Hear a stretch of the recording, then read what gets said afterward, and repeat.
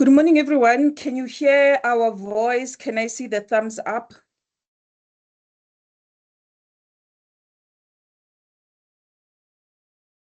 Colleagues, you're raising your hands. Can I see the thumbs up if you can hear my voice? We want to start the session. Thank you, Letitia. Thank you, Lee. Thank you, Bayete.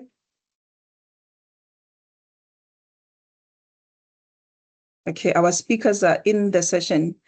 Morning, stakeholders, colleagues, practitioners. My name is Naledi. I come from the Marketing and Communications Department, and I want to welcome you today in today's session for Education, Training, and Professionalization webinar.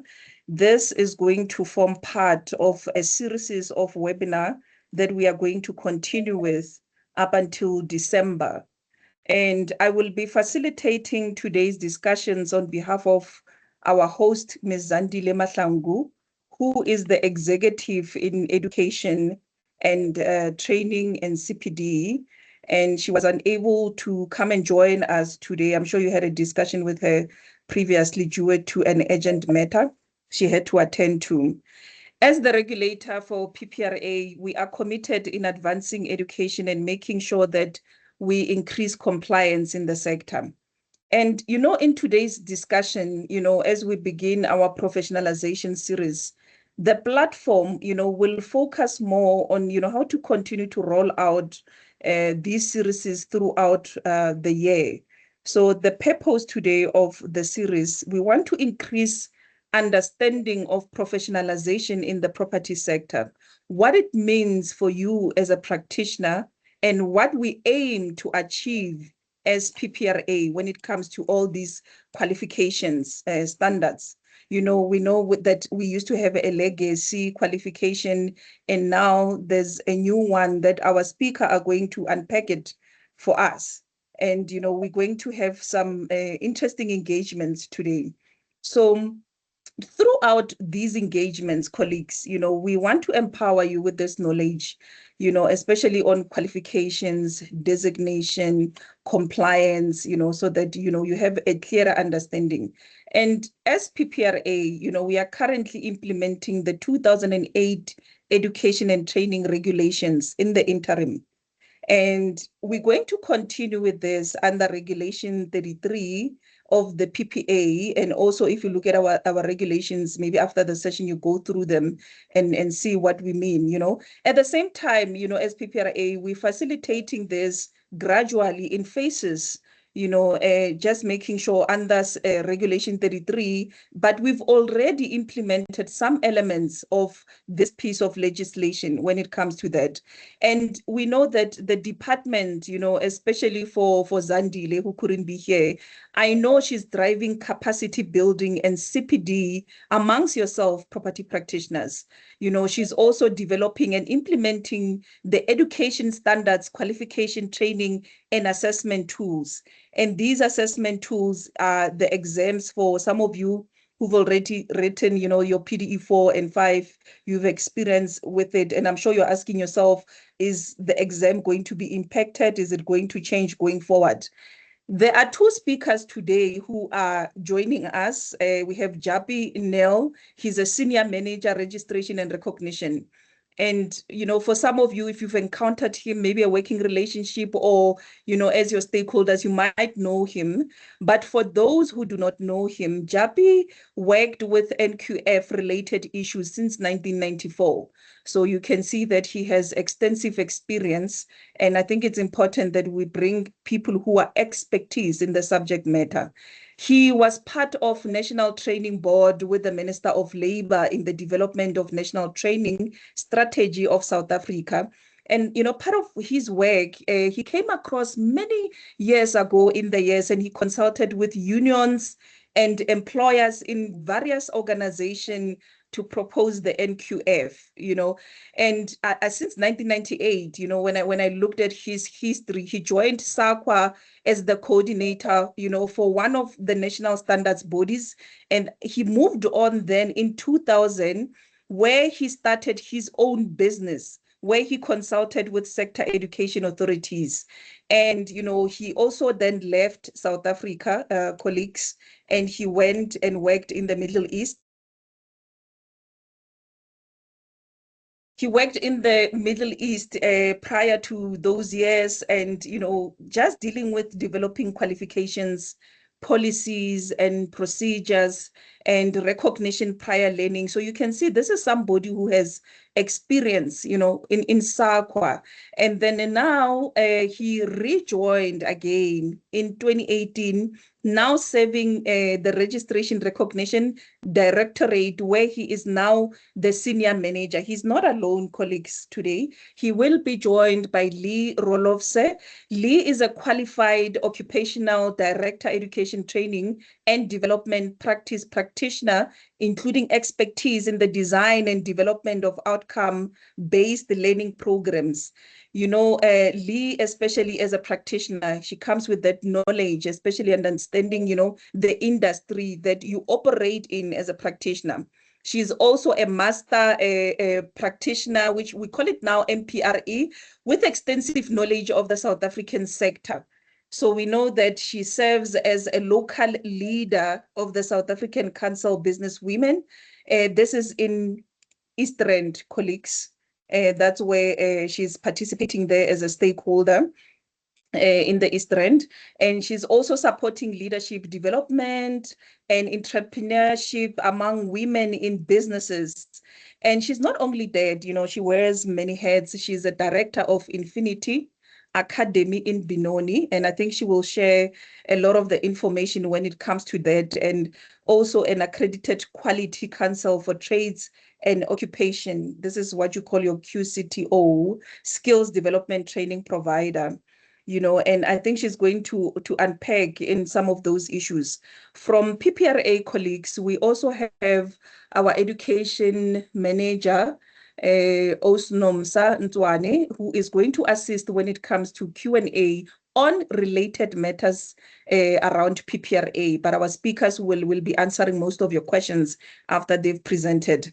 And again, maybe to add that Osnomsa today is supported by her team in the educations department, Audrey, Mabora, Precious, Zama, Tendani.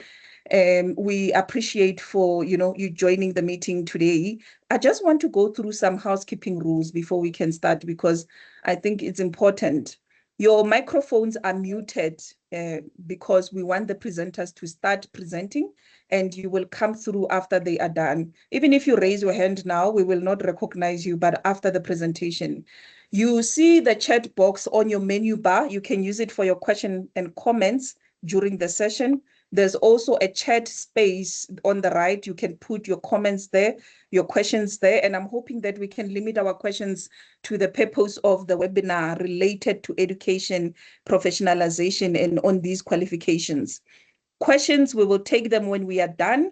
And can I ask that we be respectful and professional in our interaction? Session is going to be recorded, colleagues, for future references and for education purposes, and also for those practitioners who are unable to join the session. And if you experience technical difficulties, I assure you it will be from your side, so we can advise you to refresh, log in your system, log out and log in again. I think it might be better then. So maybe, colleagues, for me, without wasting time so that we can start with the presentation, I just wanted to just highlight that, as part of strengthening the sector, we know that occupational qualifications are being implemented, and we're doing this to ensure relevance, in the industry's needs. And I think this is what Japi will touch on, when he starts as our first speaker. And then we will now go and tackle in the second speaker, just provide practical insights and information and knowledge on, how these new qualifications are being rolled out. You see the magic word, rolled out, how are we rolling them out? And what does it mean for practitioners? So I know the information, it can be overwhelming. Don't worry, practitioners. We're going to do these series over and over until December, until we are aligned, until we understand. I'm going to welcome our first speaker, Mr. Japi Neil.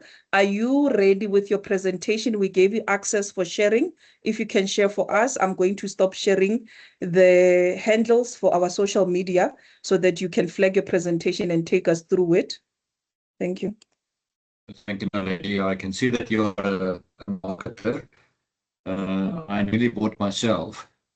So I can just quickly get my presentation. Can you tell me if you can see the presentation? It's still loading, I'll tell you now.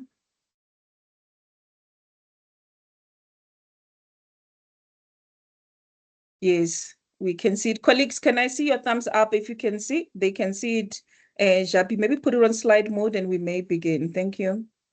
Naledi, can I just ask, do you see the big screen or do you see the smaller screen? The smaller screen showing your slides on the left menu bar. And now you see the big screen. Let me see, maybe it's still loading.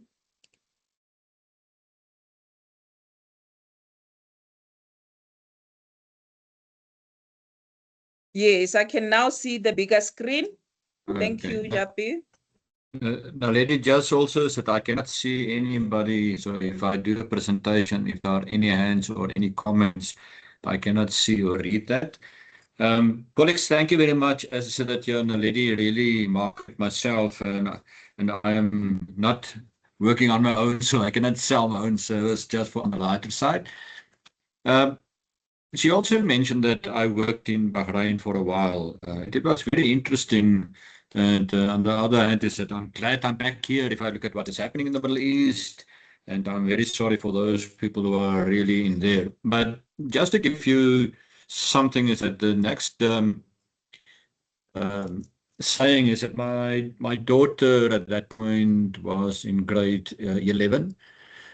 And we had a lot of discussions around the happiness on she missed her friends and things like that. And this came up actually to say that your success does not depend on how the environment adapts to you, but on how you adapt to the environment. And this is also that I'm also reading a document or a book from John C. Maxwell where he also said that based on this also that when you look at your attitude, is that how do you see what you are doing? And that is also part of when you work as a professional, is that do you believe in what you are doing? And that will influence your attitude. So that when you wake up the morning, going to work or going out as part of the work is that are you positive or negative? Because if you are negative, then you may have negative experiences the whole day. But I will not dwell on that. But also as part of, apologies, as part of this presentation, just tell people who is SAQA, what we are doing, where PPRA fits in, and then the question is that do you see yourself as a professional? And this is a big debate currently on what is a professional, how can we define and look at professional. So some of this information that I will provide, it may sound different or challenging, but I think that it is actually the whole professional are really a challenging area, and we like to have actually challenges around that. So when we look at SAQA, South African Qualifications Authority, and colleagues, the same thing also is that my boss always tell me, please speak English. People don't always understand SAQISH. So if I do speak SAQISH like SAQA and NLRD and NQF, those are the SAQISH words. I will try to remember to speak English around this. But SAQA was established in 1995. And many times that when I do presentations, people then tend to say to me, you know, I was not even born in 1995. But yeah, SAQA, or I was very little in 1995.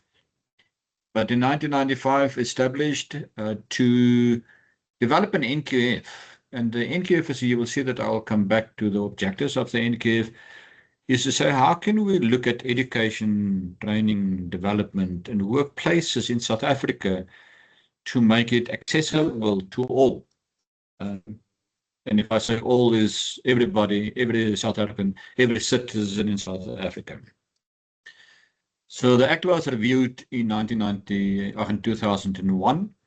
It took about 5 to 6 years, and then the Act was promulgated, changed to the National Qualifications Framework Act, or NQF Act. in 2008. And in the initial framework, it was based on 8 levels for all qualifications. And in 2008, it changed to a 10-level framework. And I will show you the framework, a little bit more around the framework. And I hear that Lee Rolofse will speak about the qualifications also. I will touch on that and see how it works in there. But it's also, if you look at the levels, it's that how do we see that? And we may repeat information we did not communicate. So we may repeat information. So please excuse around that also. But also then advance to objectives of the NKF as well as coordinate sub-frameworks. Now, this is also a new concept, new in the sense that change from the 8 level to 10 level, where there are different quality assurance bodies looking at qualifications on the sub-frameworks. And I will touch on that also a little bit later. So if you look at the objectives of the NKF, is that the first one is to say create a single integrated national framework. Now, if you look at education and training pre-1994, it was very fragmented and it was based on race.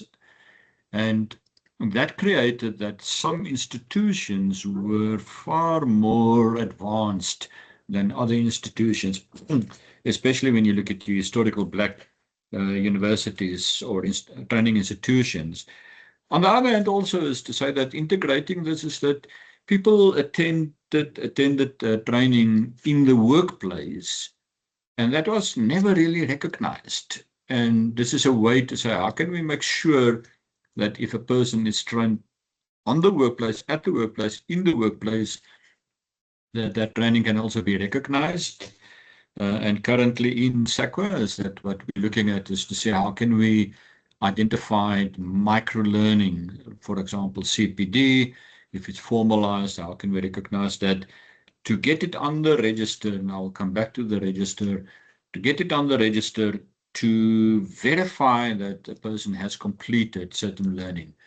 So integration is to integrate the education system previously fragmented into one single system, integrate training within the system, workplace learning, as well as other learning areas that people attended.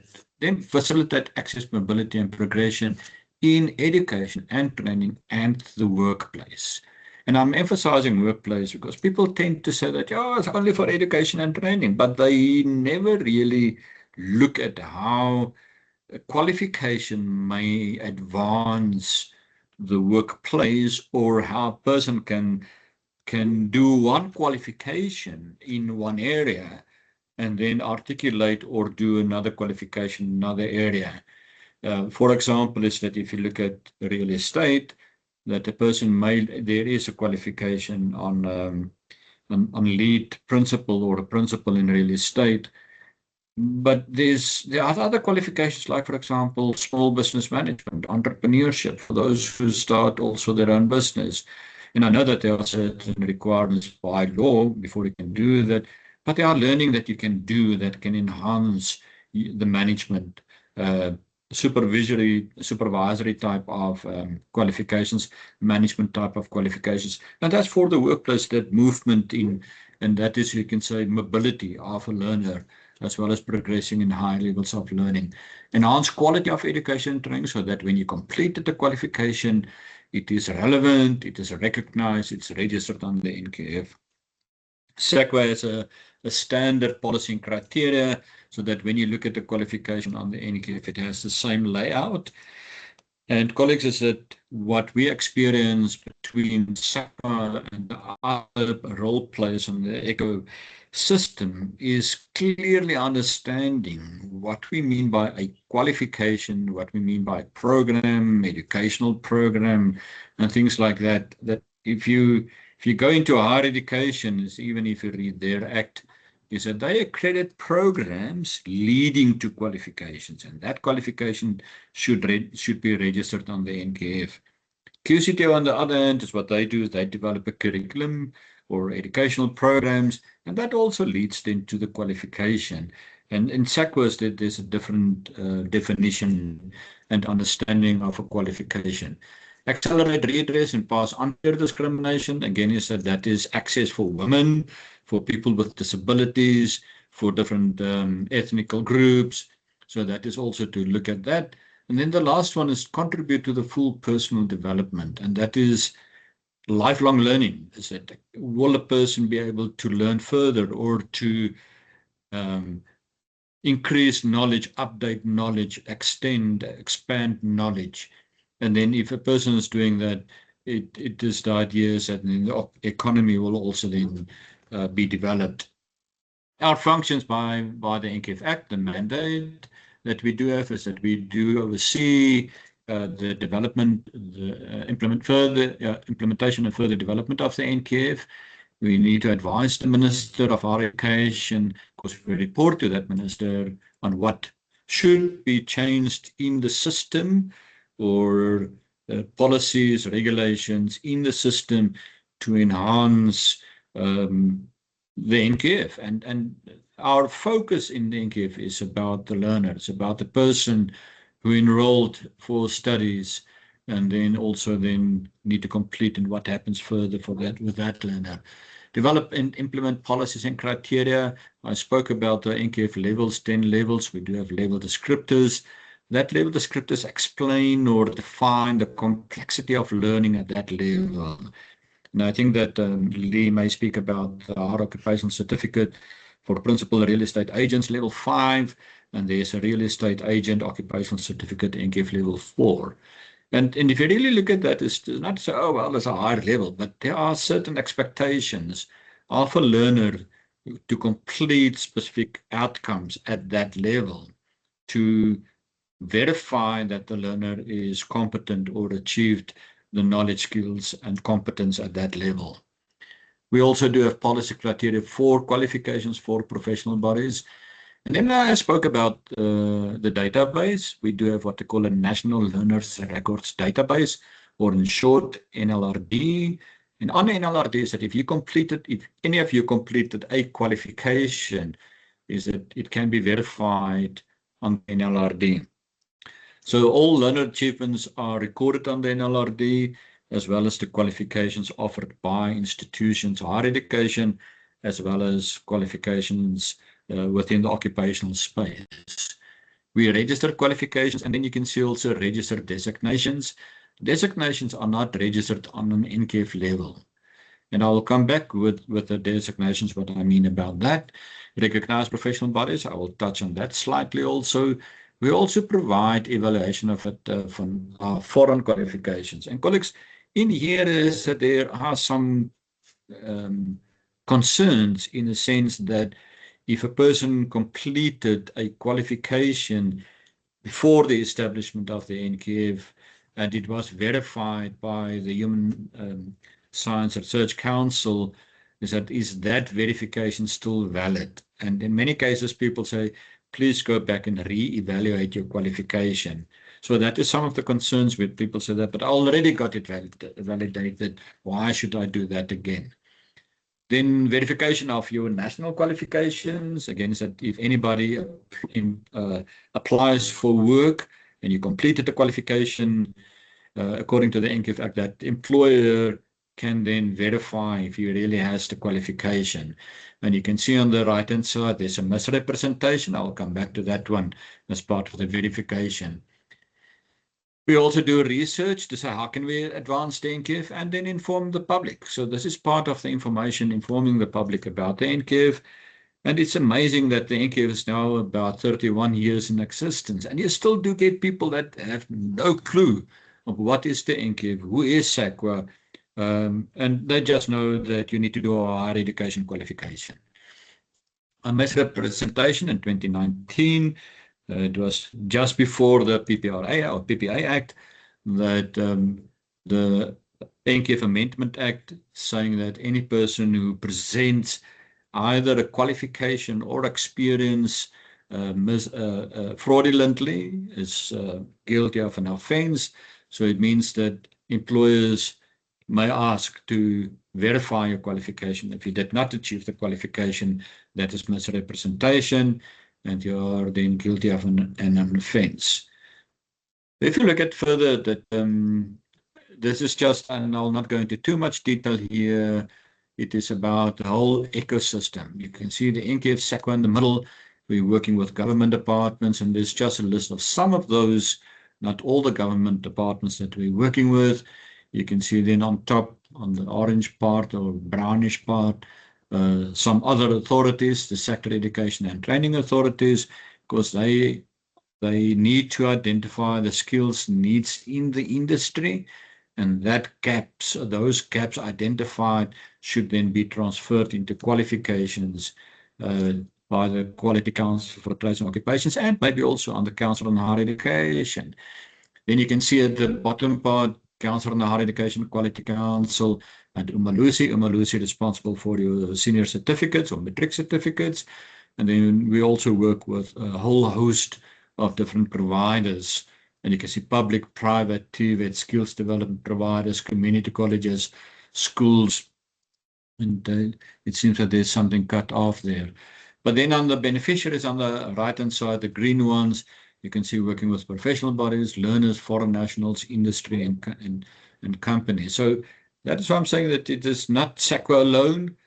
If we do develop a policy or a framework, we do consult as wide as possible to make sure that it's implementable, for example, and that everybody will adhere then to those policies. If you look at the NKF structure itself, is that, as I said, that there are 10 levels, and you can see the levels on the one hand side, and then the brownish part, that is general and further education and training. You can see level 1, general education certificate, or that is normally for a person at grade 9. If that, they will issue a general certificate there, but it's not a certificate to say that you can go out and apply that certificate in industry. It shows a recognition that you completed your primary school. Then the elementary certificate, intermediate, there are no certificates like this within Umalusi currently for school. And I'm emphasizing schools. At the end of grade 4, you do your matric exam, you then get your national senior certificate. But there's also vocational qualification at level 2 and 3, and level 4. So if you exit school, you can go to TVET college where you can do vocational qualification, and your national vocational certificate, or national vocational certificate at the same level as your national senior certificate. Same value, you can utilize it also to get into higher education. And colleagues, what I do get many times in my traveling and speaking to other role players, that people tend to think that I must go to university to complete a qualification. And when you look at that, is that there are capacity constraints in the institutions. And I think that if you look at average, about 700 to 800,000 students completing your national senior certificate, of which only about 300,000 gets access to university. So the other 500,000 is that what happens to those? And many times people say, oh, no, I don't want to go to a college. I don't want to go to TVET college. I don't want to do occupational qualifications. And it's there. The qualifications are there. It's developed and designed on the NQF. It is recognizable. It is a valid document that you can go out, you can work or get work around that also. I will not go into all the qualification types there. You can see that it is there, especially also from the occupational side. The difference between higher education and occupational qualifications. Higher education, more theoretical and knowledge-based, whereas your occupational is theory and practice. If I say theory, is that there will be knowledge components, and practice, it might be a practical component and the work component. And sometimes it depends on how and where the qualification is registered. It may then be only theory and application of these qualifications. I can go on the whole day around only about these qualifications, what on the system. But you can see these arrows in here is that when we look at qualifications, that there should be articulation. So the mobility of learners is that when they complete certain qualifications, They may be able to move around within the whole system to allow them to study further, as well as looking at different qualifications. And again, is that the perception outside, that if I go to college and doing a diploma, even under higher education, is that I'm not clever enough to do a degree. And that there are different purposes for these qualifications. It's that it may be an academic type of qualification, or a vocational type of qualification, or a professional qualification. And the word professional is quite debatable at this stage. I'm not going to discuss this in detail. It's just quality councils develop qualifications, submit to SACPA to register the qualifications. Once registered, it is quality assured again by the quality councils. But now coming back to the questions that why we are here. So it's about professionalization. What do we see? And this is to say, what is a professional? How do we define a professional? And is a property practitioner, or there's a spelling error, apologies, a candidacy, property practitioner, a professional.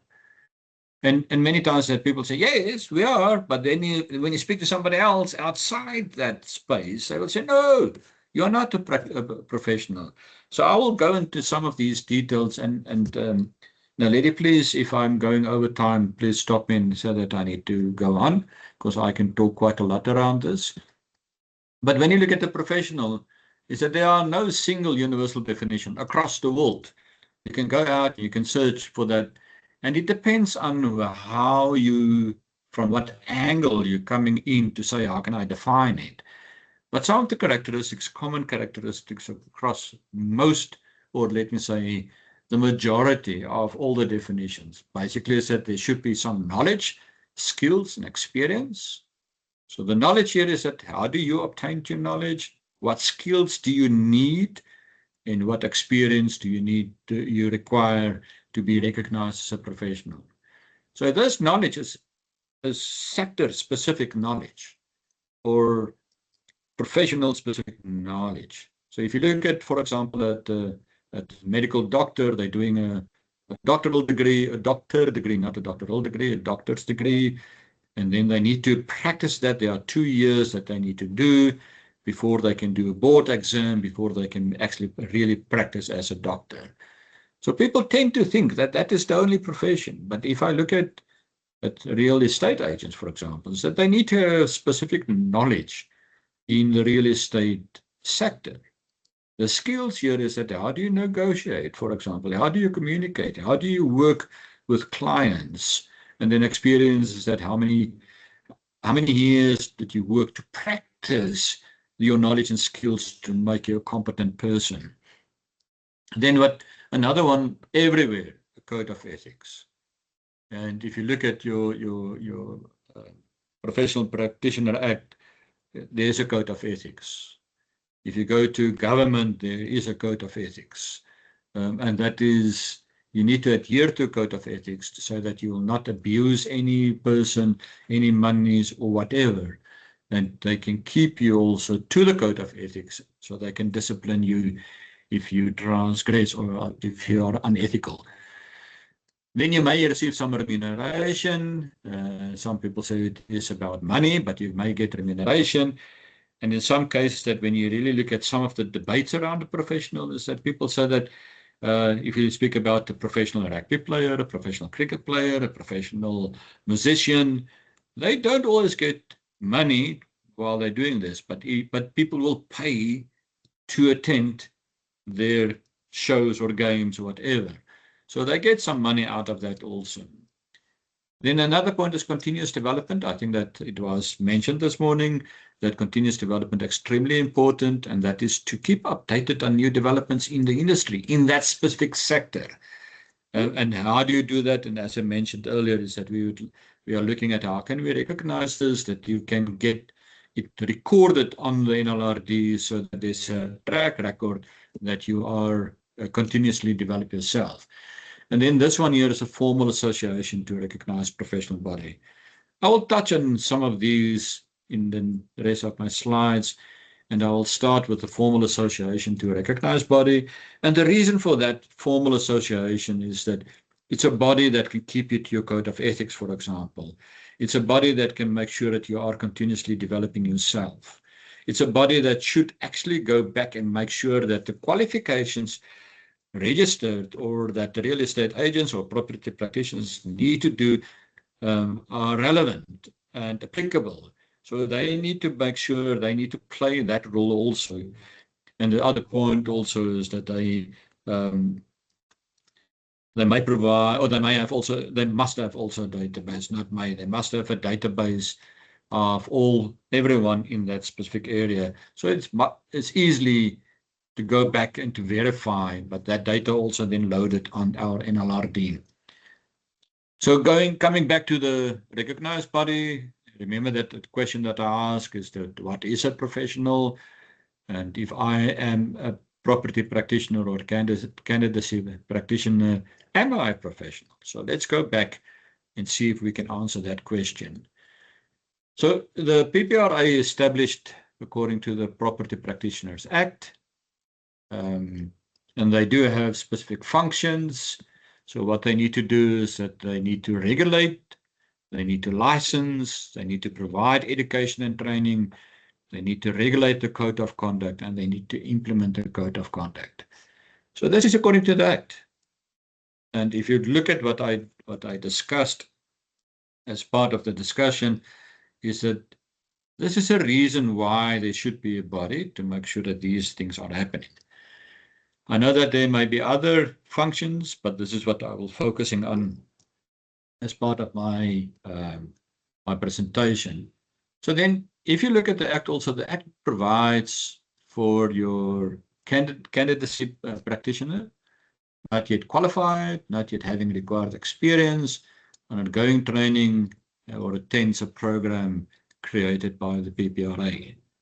So this is to get the person up to the professional level, to say that you are a professional, although you may be what they call a semi-professional, because that's why you are there. You are committed, you subscribe to the code of ethics, you are doing what you need to do, you're not yet qualified, or you may have been qualified, but you don't have the required experience, and that is when they provided that. So if you look at the property practitioner, that's a suitcase of term to include various others, but the estate agents part of this, and there are definitions. And if you look at the Act, also a long list on what they explain there. So I will not go into detail there. On the other hand, is that when I spoke about SACMA mandate, is that we recognize professional bodies. And when we do recognize professional bodies, what we do is that the Act states that we to recognize professional bodies and then register the designations. And the PPRA is a recognized professional body by SACWA. There are 3 designations, and a note to PPRA is that I believe that PPRA and SACWA needs to sit. We need to relook at the designations. There are some information I don't think really applicable according to the Practitioners Act, not according to the I think that was EAB or something like that. So we just need to go back around and check, making sure the data, the EAB, that the data is still relevant to the Property Practitioners Act. So they are registered, and you can see are recognized. You can see that they are recognized until 2030. We do, from SACWA perspective, some audits or midterm evaluations on PPRA, also making sure that they do, from the SACWA perspective, what they are supposed to do. But if you look at the Act, what I discussed is that, and I will touch on that now on some of the other slides, is that this is what the PPRA, and I'm focusing now on PPRA, but all the professional bodies, what they need to do is promote understanding of the profession. So what are property practitioners or candidacy practitioners? What are they doing? And from a SACWA perspective also is that, before I get to the SACWA perspective, I think that there is a tendency or a belief perception that people say that if you cannot do anything else, go into a state agency. And people don't always understand that. And I think that there's a huge turnover of people starting and then leaving because they don't understand the real requirements to be a property practitioner. So then promote trust in the profession. Is that, again, is that jokingly previously, if you look at some of the American movies, is that they will say that your estate agents and developers are there to take your money, so they don't trust you.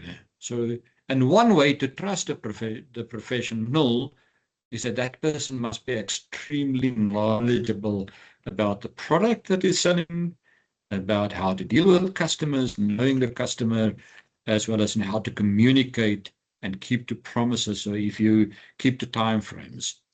Social responsibility is that also uplifting the communities, promote pride in association. I think that this webinar is one of those. And then setting standards for the profession, which PPRA is doing. If you look at the professional designations, so what we do is, again, submitted, conferred, and then has an underlying registered qualification. And in here is that it's not to say, oh, yeah, I've done this qualification, now I can do this. But that is where PPRA should play a role in the design of the qualifications to make sure that there's a standard. So everybody who completes this across South Africa, all 9 provinces, all local governments, wherever a person is working, that they follow the same, or they do have the same knowledge around the same competence when they are at the level with the qualification. The competences here is that normally that I can issue a designation to you, and I'll get to the definition there, is that's when I recognize that you do have the qualification, you do have the experience, and you can show competence. And then part of a progression pathway, so that people say that I'm not just a property practitioner, but I can move up and I can strive to get better in that whole progression. Very quickly on the criteria that we do when we look at professional bodies, and I'm not going to look at all of these. There are 2 that I would like to highlight here. And the 2 that I highlight, ethics. So from our side is that they must have ethics. There should be a code of ethics. The PPA also said that there is a code of ethics. They must have CPD, and that CPD is to ensure that people are continuously updated in various ways. But there are also ways that areas that we feel that it's not really looking at updating the knowledge. It's just to say that I will attend to get the points to say that I attended. So I will not go into all of these other criteria. Again, is that when you look at the definitions that I spoke about, professional, sorry, it's not showing the one. I don't know why it's not showing. There's a blank there, and that blank is a designation. So a professional designation is a title or status conferred by the professional body in recognition of a person's expertise, and then the right to practice or the right to practice. But the right to practice is not to say that, and I know that within PPRA is that you must be licensed before you can actually practice or claim commission or something like that. But in here, the right to practice is that people need to understand, there's a definition around the right to practice, that for non-statutory professional bodies, that you would say that I'm giving you that status and people recognize that you are a practitioner in that field. Progression pathway is to allow vertical progression within a profession where people develop themselves, lifelong learning. Quickly, the criteria underlying qualification that I already discussed. There should be a competency framework where you identify the skills and competence. And when you look at the competency framework, it's basically what are the competence as part of the qualification? What's the competence that I want as part of the practice? What is the competence as part of the regulatory requirements? And then competence for the whole industry. And there are different areas that they can identify as well as different levels. Looking at your work experience, I know that the PPRA makes provision for that, the CPD requirements. So that is from SACWA. So we're not out, or PPRA are not out of what we require. So then coming back is to say, is a property practitioner or a candidacy? I copied that from the other one. So if you look at to say, are they a professional? So then when we look at to say, well, they do formally associate with a recognized body. They do need to have the knowledge, skills, and experience. They do subscribe to a code of ethics, and they continuously develop themselves. That's a requirement. So in my case, yes, the PPRA as a recognized professional body is making sure that that is happening. And part of today's webinar is to say that this is part of a series to say we need to look at that. And you can see also the next one is that the PPRA is responsible to ensure that the qualifications meet the need for specialized knowledge. And that sets a professional aside from a normal person working in a normal job. So that you've got specialized knowledge in your specific area that you will not get outside if you work, for example, as a plain marketer. Nothing about that, Naledi. But that's part of that. And my last slide here, colleagues, is about the government is also committed to professionalize the public sector. And in that, identified 5 pillars. Some of these pillars may be applicable to PPRA, but that's something that PPRA may also look at to say, can I identify specific pillars to ensure that I professionalize the practitioners? So part of this year is to say that looking at recruitment and selection, the Act states that you need to be qualified already, and you need to have certain experience, you need to do an exam before you can be actually employed as a property practitioner, induction and onboarding. So if it's what does PPRA do or ensure that getting new people in here, and I indicated as part of the function is to have a sort of a training component, something for that for the candidacy. How do you monitor the performance? Planning and performance. Planning is, but this may lead more to your principles. Is that how do I plan that I do have sufficient practitioners with me so that I can provide services to the public?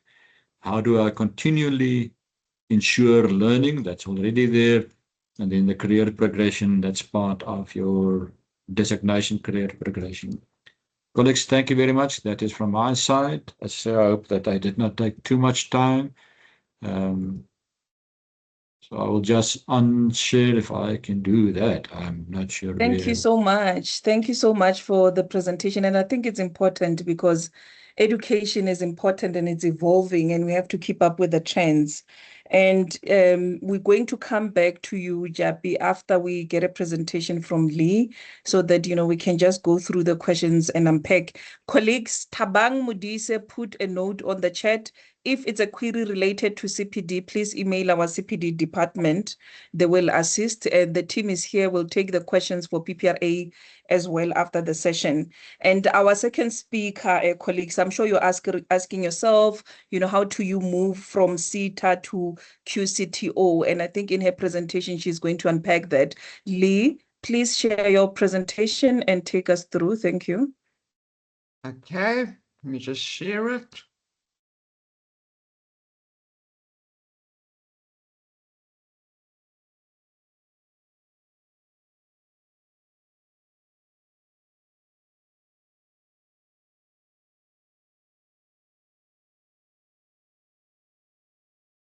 Are you able to see my screen?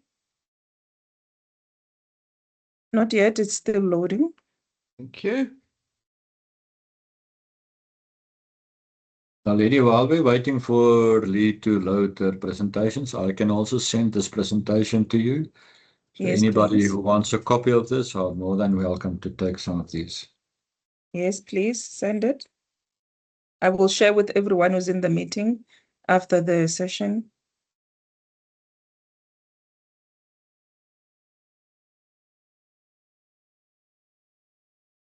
And maybe to also add, colleagues, I had especially what you were saying, JP, that we must stop you while you were presenting. I think these presentations are important and we don't want to rush them because information must be absorbed and understood correctly. I think you can take your time, speakers, and present and elaborate and break on these topics properly, even if we overlapped even by 15 minutes as we finish. But I think we have to get through them. Lee, on your side, are you winning with the sharing or you want to Yeah, email it's just me? saying loading the file in PowerPoint Live. So I just want to know if it's Okay. come through your side yet. No, on our side, it's not showing colleagues. No, it's not sharing. I'm here. I don't know. Nomsa, can you see anything? Maybe it's me. No, nothing on our side. Please. Okay, just give me 2 minutes. Okay. And also, property practitioners, can you please follow us on our social media, the TikTok, Instagram, LinkedIn, X, Facebook, so that you can see the next webinar series that we're going to post. You can even see the links there. And the recorder is going to be on the PPRA TV channel. Please subscribe so that you can follow up on the recordings if there's something you missed as well.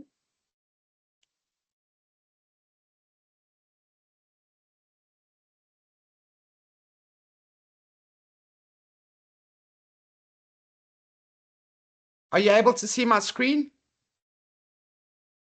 Not yet. Don't know why it's Let not me sharing. see. Have you clicked on me to share? Yes, you have access to share. As long as you can speak, you have Okay. the mic, you have access to share. Unless you email me quickly, then I flag for you this side and you go through the Let me presentation. do that. Let me do it for you quickly. Yes. My email address, I sent it this morning, Naledi Mpahlele. If you can just attach and send from there. Okay, I'm sending it right now. Thank you.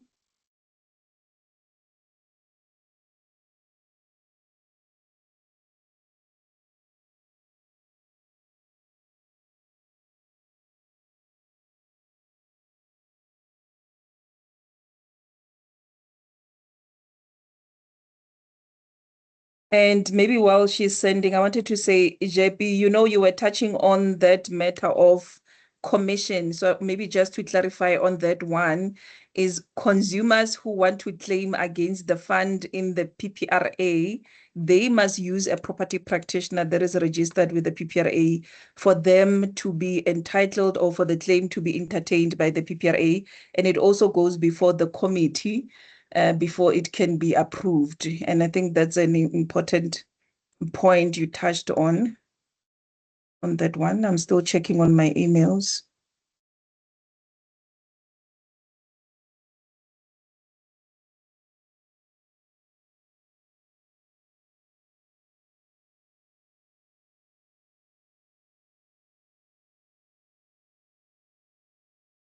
Did you send it, Lee?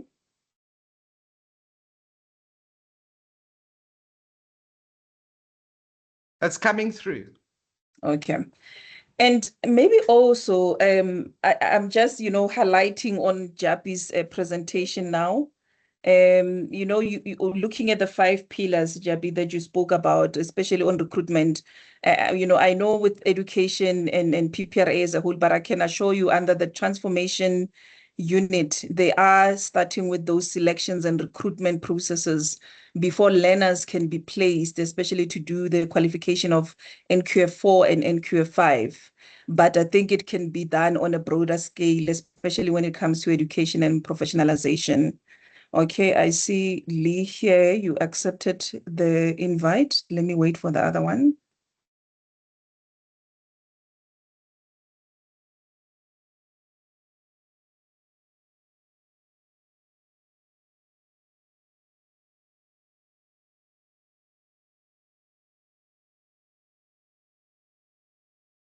And practitioners, we are aware that because of these slides, we're going to add this time that you are losing.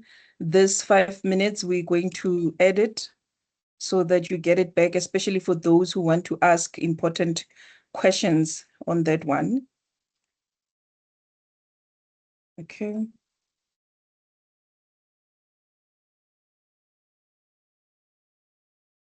So, Just check if you've received it, please. okay, let me check. It's still coming through. It could be also our systems. Okay, it just came through now. Let me open it quickly and share. I just received it now.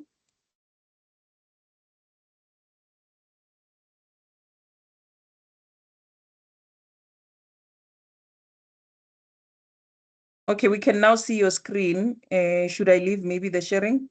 We can now see your screen, Lee. Colleagues, can I see your thumbs up if you can see her screen?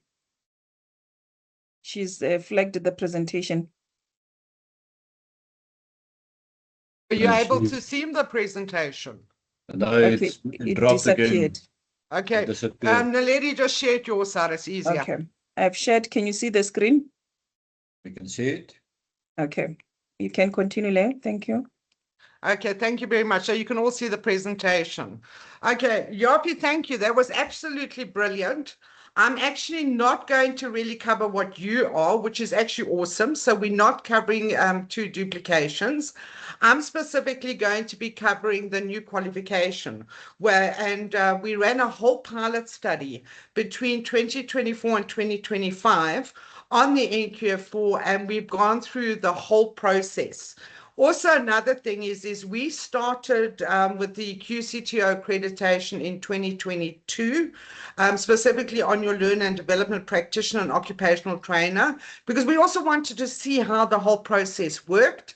And obviously we've been through a lot of talks so that we can all understand it.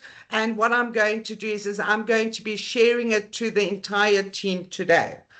Naledi, if you can just go on to the next slide. The lady. Sorry, let's look at what does Mandela say. He says education is the most powerful weapon which you can use to change the world. And it's true. If we're not educated, we can't do anything. I mean, if you look at us, our whole school curriculums, we started from literally grade 1 right up to grade 12 so that we could actually be educated. But then also we need to further educate ourselves. We cannot stagnate, because if you stagnate, you cannot grow. Thank you, Naledi. Next slide. Let's look at what the PPRA's role is. The PPRA, like you said, Yapi, is they need to regulate conduct. They need to enforce compliance with the Property Practitioners Act, and specifically the Property Practitioners Code of Conduct, and also other acts and legislations. Just to give you insights, in the qualification, you've got over 24 acts and regulations that the candidate property practitioner needs to know, and obviously also adhere to. The Property Practitioner Regulatory Authority needs to also ensure licensing and issuing of fidelity fund certificates. My way of explaining it is always, it is your license to sell. If you do not have an FFC certificate, you cannot sell. It's simple as that. It's the same like driving a car. If you don't have a license, you can't drive that car.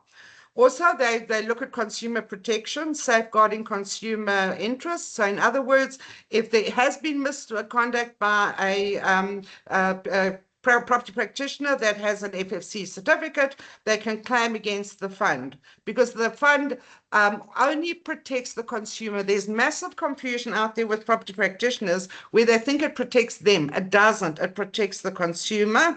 And then obviously, like Yapi correctly said, they facilitate education and training initiatives, and they've got to monitor compliance within the sector. So we all know when PPRA comes to visit us, there is a challenge, and people then all of a sudden look at compliance, but you should have had the compliance ready before they even come.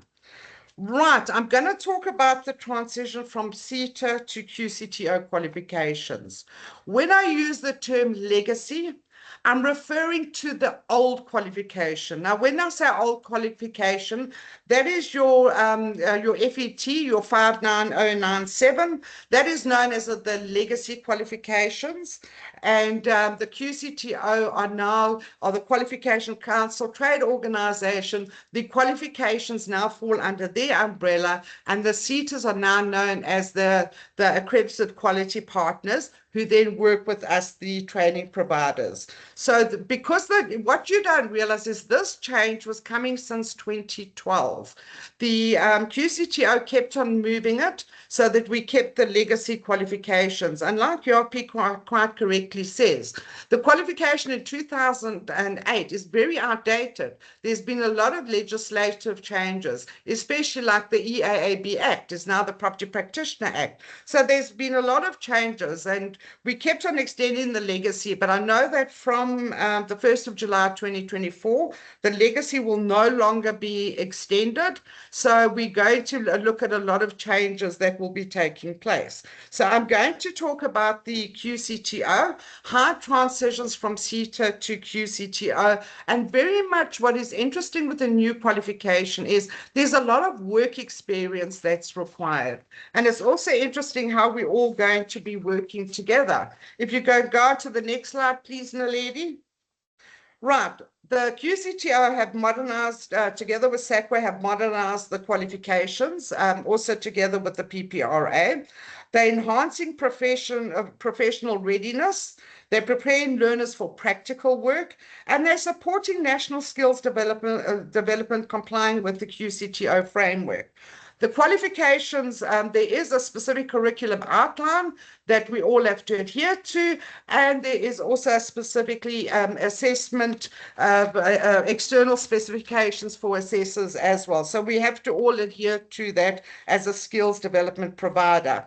If you go on to the next slide, we then show you that the legacy qualification is being phased out by July 2026. I know in 2024, everybody had to start the new qualifications, but 8 months into the new, they extended the old. But I know that QCTO have been directed that they are not to extend the qualifications. The qualification legacy was only extended by 1 year. It's not going to be extended again. So from the 1st of July 2026, the new qualifications will be rolled out effectively, and they will not be extending the old. The new qualification, specifically on the NQF4, is known as the Occupational Certificate Real Estate Agent. The unit standard is 118714. And it was introduced for improved alignment with market needs. And what you guys don't know, it was actually, in fact, launched in 2022. It was compiled by the PPRA in 2020, and all qualifications last for 5 years.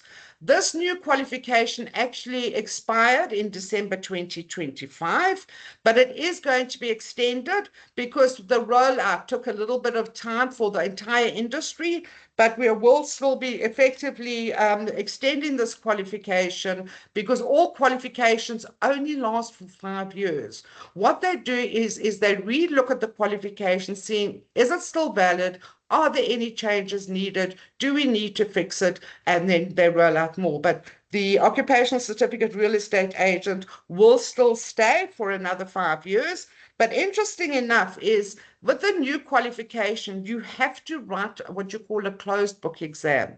And because of this, I'm now calling the new qualification the Red Seal in real estate. What does that mean? Okay, if you look at an artisan today, all right, what they did was they went and they started at a accredited training provider.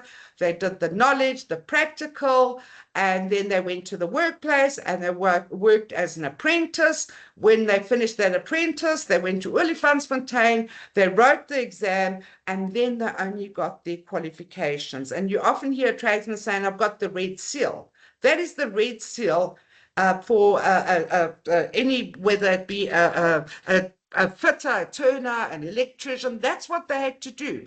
But it's not just real estate. It is the entire training sector that is going through this transition. So if you wanted to be a occupational trainer, you would have to go the same process. So it's very interesting. And I always say, people say, but why are they making it harder? It's not. If you look at wanting to work with a surgeon, you would only work with a surgeon that's written an exam and has a proper qualification. You're not just going to use somebody that doesn't. Next slide, please, Naledi. Right, there's a lot of key stakeholders involved in this new training sector.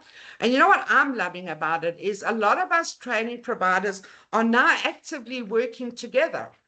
If you look at what happens is you've got the SAQA, right, which is obviously your qualifications body, approval body, then your QCTO that works on all your curriculums. You got your accredited quality partner. This is now where the services CETA are. And then you have the Property Practitioner Regulatory Authority. And then you have us, the accredited skills development providers. Now, you've got to remember, we need to work together with different training providers, because what happens is I need an approved assessment center, and it could be another training provider. Another training provider would want to utilize my services. So it's actually we're having to work together. But most importantly is real estate agencies. Remember, we used to just do the training, and then what happened was they went and they did formatives, they did summatives, they submitted it to us, and we did the rest. And then they had the qualification, which I will explain to you just now how that process works. However, now we have to work with the agencies. We have to work with the principals. We have to work with the mentors, because we need to assess that the learners are in fact getting the workplace experience, and they are in fact having a mentor working with them, and they are in fact understanding your real estate agent, which is your real estate agency, which is actually an absolutely advantage, not just to the agency, but to all involved in the training. Next slide, please, Naledi. Right, let's look at 2008 to 30th of June 2024. What a candidate property practitioner had to do is they had to apply for the FFC. They got their letter of appointment from the real estate agency they work for. They apply for the FFC. They then have to do what you call the logbook. The logbook was a 12-month internship project. They had to do 10 projects. They had to collect evidence, and they actually submitted it to the PPRA. The PPRA marked it, and they gave you a letter of compliance. Once you had concluded your internship, you then did the NQF4, which is your Services CETA 59097 qualification, or you did your recognized prior learning qualification, which you do when you had 3 years or more experience, and also you submitted it to the accredited training provider we assessed, which I'll explain just now. Then you had to write the PDE4, the professional designated exam, and it was actually through PPRA. And I always see this as the summative assessments on your NQF4, and it's a 4-hour exam, and then you had to do your CPD points through PPRA. Once you had finished your NQF4, if you wanted to become a principal, you then went and did your NQF5 and you wrote your PDE5, and then you were a qualified principal. But it all was a process, and that was from 2008 to 30th of June 2024. If you go to our next slide, Naledi. Let's look at the legacy qualifications, and I'm specifically talking here about the NQF4, the 59097. There's 21 seaters throughout South Africa. The legacy qualification has unit standard-based modular modules. What does that mean? If you look at maths and English, they had specific credits that were added into the qualification. If you did a matric, and you had maths and English, we can actually credit transfer that onto your qualification so that you didn't have to redo it. They had various different, what you call unit standards, like you would have elementaries. And you could add all different elementaries into your qualification and not have to do it if you've done it before on other qualifications, and it added up to your qualification. So you could credit transfer a lot of the credits, and it was registered under the National Qualification Framework by SAQA, and also it includes a lot of learnerships and national certificates. So that's basically how that worked. Then what happens is, if you looked at the legacy qualification, which is not going to be extended from June 2026. And when I say that, that's registering learners. So we can only register learners up until June 2026. However, we can assess up until 2030. So we've got to make sure that all your learners that are on the old program or doing the old program are registered on the services CETA system before the 1st of July 2026. If you look at the legacy qualification, it has 23 unit standards, which includes your maths and English. You have your formative. Your formative is training face-to-face, and your summative is going to your job and collecting evidence and doing a whole lot of assignments. Now, interesting with this legacy qualification is it's 30% training at the training provider, and it's 70% on job. But there's a lot of changes on the new. So I'm just painting you a picture for those that have done the old qualification, understanding how the transition's going into the new. So what would happen is obviously we'd facilitate, you'd go and do your formatives and your summative assessments, you'd submit it to us as an accredited training provider. We would then have an internal assessor who would then mark your assessments. We would then have an internal moderator who would then moderate your POE. But you've got to remember, they have to be registered assessors and moderators with the services CETA, known as a constituency. So they have to be registered. The moderator basically checks the assessor that they've been fair to the learner. You then get your assessment results, and we then get services CETA to come out and externally moderate. They send a verifier. They specifically look that all the outcomes are met of the qualification, that the learner has warranted their credits. And then what they do is they then give us the statement of results for you, and they give us your certificate, and then you're now a qualified property practitioner under the services CETA. But then you've got to write the PDE4 exam. Once you've written that, only then are you a qualified property practitioner. But then you've got to keep on with your CPD points, because, as I said, things change all the time. So the CPD points also help you keep up to date on the legislation. I mean, a good example I'm going to use now is look at how your capital gains tax has just changed. That would also be part of your CPD. Then you look at your NQF5, that was SAQA Unit Standard ID 20188, and that was 135 credits. Lots of people ask me, what do you mean by credits? For one credit, you need 10 notional hours. So if you look at the NQF4, the legacy, it's 1,500 hours you need to spend. So you're looking at it between 12 to 15 months. And if you look at the principal one, it's 1,350 notional hours. But remember, I said 30% with the training provider, 70% on job. Please go to the next slide, Naledi. Okay, now, I've explained the legacy, but let's now look at the QCTO 118714. Now, remember I said you could move credits around and add to your qualification. With the new qualification, they have 3 modules. They have what you call knowledge. Now, what is knowledge? Knowledge is training in the classroom, explaining things. Let me give you an example, and I'm going to use a real estate example.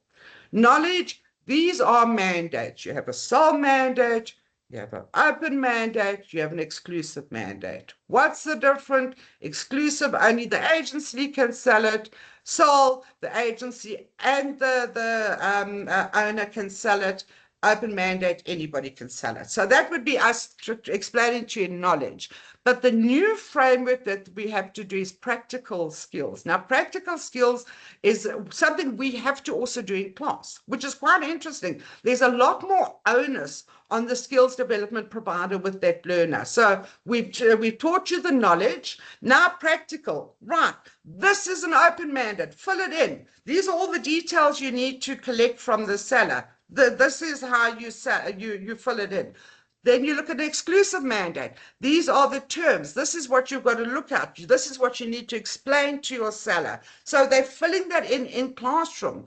And then the same with an open mandate. And then obviously explaining, although you've got an open mandate, you still need to adhere to FICA, POPI, and so forth. So we do that in the classroom. So it's more practical based in the classroom. And once they finish that, they go into the workplace and do the workplace components. And that's specifically working with your mentor, working with your principal, working at your agency, and there's specific outcome requirements. It all comes back to us. We then have to internally assess all three: your knowledge, your practical, and your workplace. And with the workplace, there are still remedials, which I found last year, is where you've got to have specific outcomes. If the learner hasn't shown those outcomes, you've got to throw it back to them and make them go back to the workplace, sit with their principal and say, look, I need to get proof of evidence of this. I mean, even if it's taking a photograph, I mean, you filled in the mandates. Now you go and fill in a whole lot of mandate workplace and you bring it back to us. And then we also check if you've made errors on the mandate, we have to tell you that there's errors on the mandates. So it's very interesting. There's a lot more onus on us. And once you've concluded all three components of the entire qualifications, we then give you the statement of results. But now that statement of results is not a case of that you've passed. It indicates that you are ready to write the ESA exam. That statement of results is only valid for 2 years. When the QCTO, which I will explain later, and the accredited quality partner, they then set the ESA dates, and I will go through that with you later. But welcome to the Red Seal in real estate. I think this is absolutely awesome, and I will be explaining a little bit more information as to what's in the qualification. Naledi, if you can go to the next slide for me, please. Okay, I'm not going to go through too much detail here because Yapi did go through it. But if you look at the National Qualification Certificate, there's the 4, that is your 118714. And if you look at 5 over there, it's now known as the Higher Occupational Certificate Principal Agent. So we will share these slides, but I don't want to duplicate what Yapi went through. If you can go through to the next slide. Right. How does it work? Now, this is very interesting, and we found it very, how can I say, teething problems. We learned a lot. We went to talks. We went to QCTO. We asked a lot of questions, and we've now fine-tuned it. When you start as a property practitioner, a candidate, you specifically need a letter of appointment.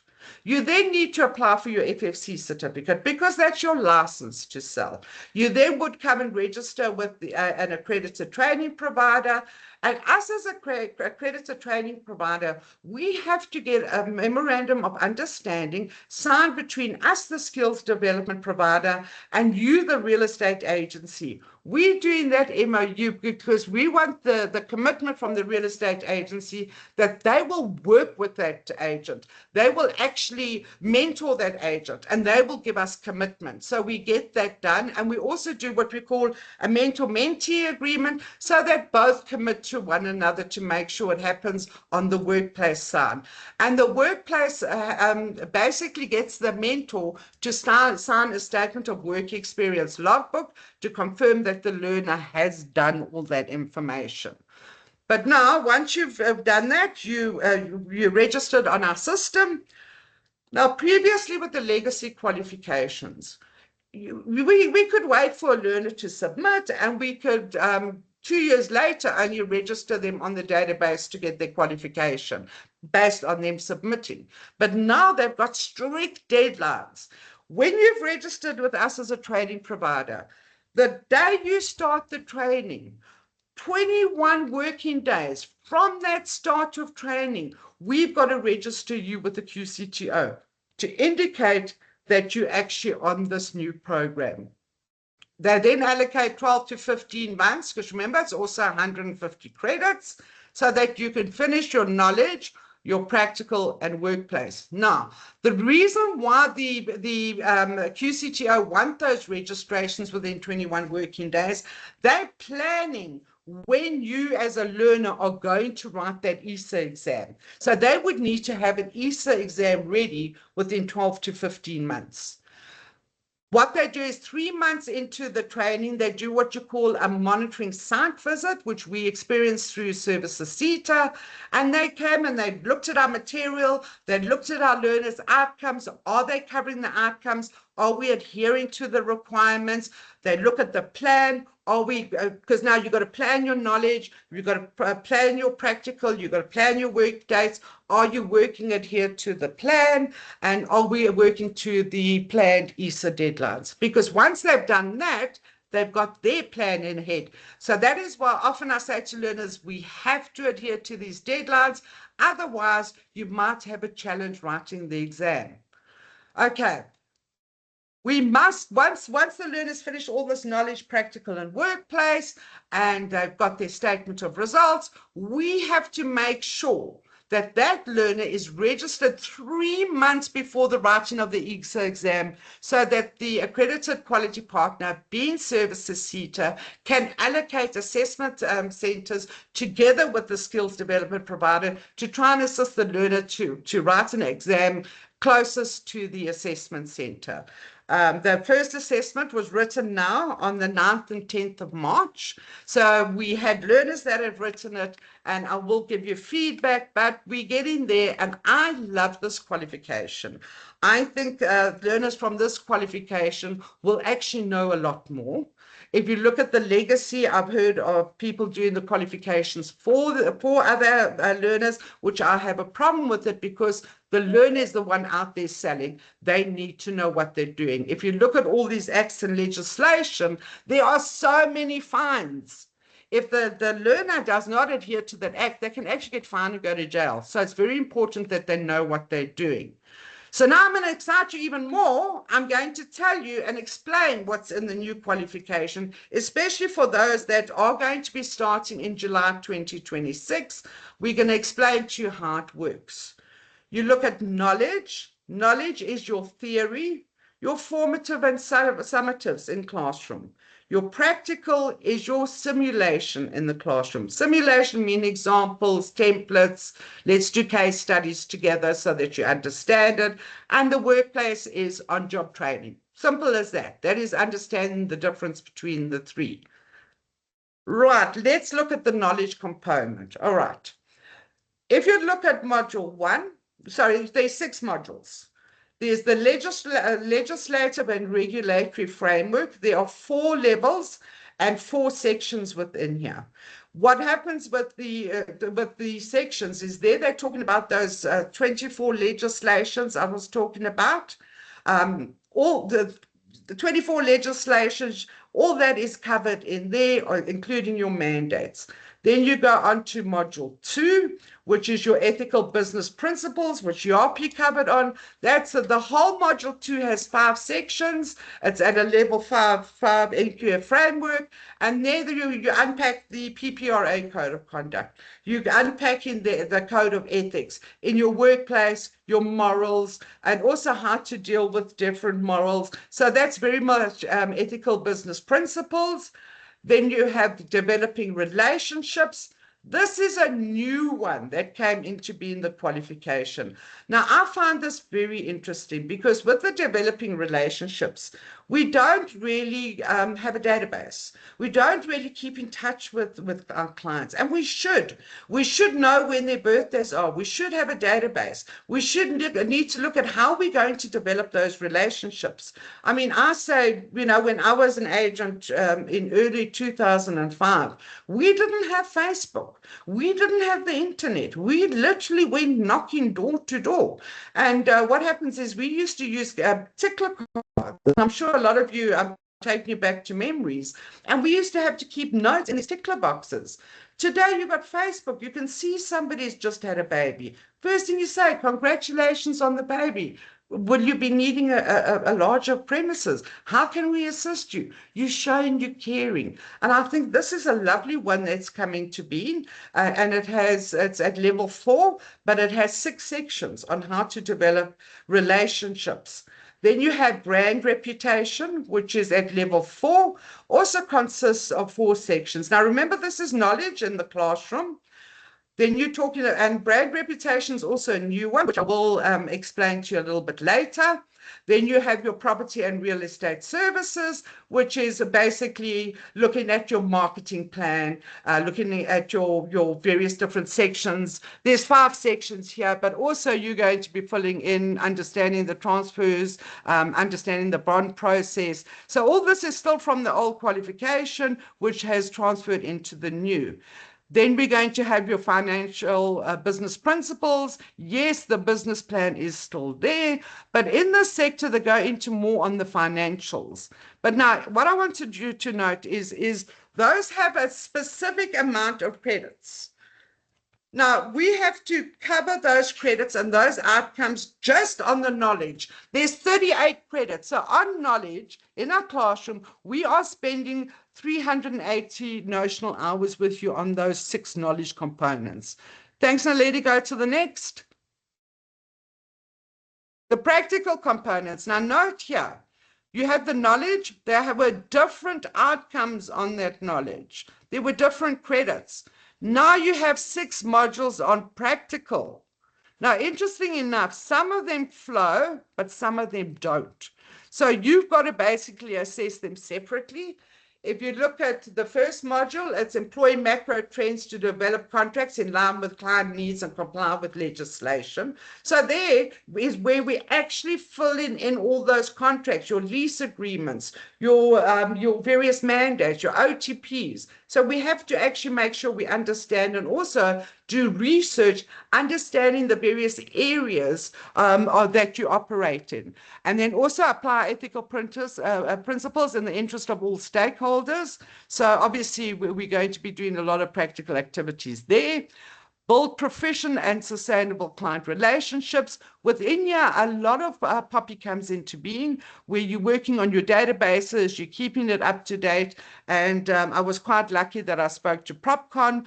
PropCon allowed us to use samples and some of their training material so that we could do practicals in class, showing them how to actually work with the database. Some agencies have their own databases, which is great, but some don't. And a lot of them still work on Excel, but we like to show the different practical exercises so that they can grow their business. Then develop and maintain a personal and professional brand. This one I love. What happens is, if you look at a lot of property practitioners or candidates, they don't get trained on how to dress. They don't get trained on how to project themselves. They don't get trained on how to speak.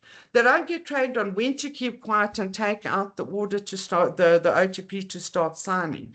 So what happens is in this module, we basically get the learner to build their own personal brand, look at their own Facebook marketing. I mean, I always say, you go and do all this professional brand, and then on your Facebook, you show yourself drinking and getting drunk. I mean, you've killed your whole professional manner out there. So I've always said, build a relationship, show your professional as a personal brand, because as a property practitioner, you are the brand. You build that relationship with your clients. So the client, whatever a professional brand or agency you go to, clients follow you. So if you don't have a personal brand, you have a challenge. So in there, we speak about building your personal brand. And then also we get you to analyze your agency's professional brand. And also we say to you, okay, you're a real estate agency, build your own professional brand. And we actually give you all the tips how to do it and have a lot of fun with that. But then also we show you also how to do a marketing plan. According to the code of conduct, for every sole mandate, you should have a marketing plan. And what is interesting with the outcomes is how many real estate agencies or candidates don't know how to do one. So a lot of what they're learning in class with us, they're able to actually take to their workplace, and everybody can learn together.